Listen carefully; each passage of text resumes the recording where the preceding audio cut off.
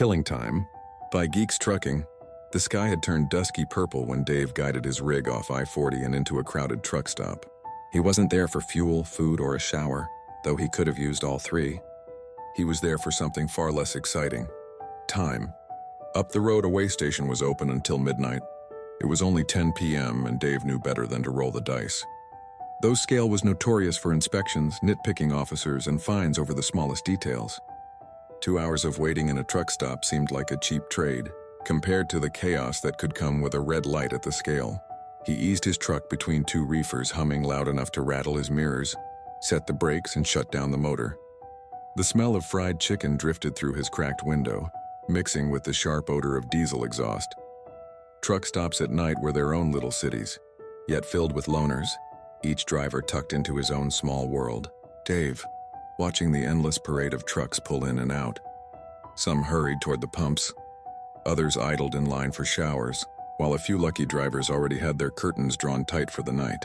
His stomach rumbled, so he decided to make use of the time. Inside the diner, the neon lights flickered as tired drivers sat hunched over their plates. Some nursed coffee like it was medicine. Others shoveled down stacks of pancakes and bacon.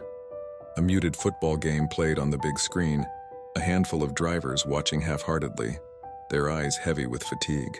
Dave slid into a counter seat and ordered a slice of pie with coffee so strong it could peel paint. The waitress poured it without asking, clearly used to the endless stream of men and women who passed through.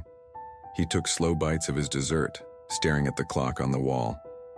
Trucking wasn't always about horsepower and speed.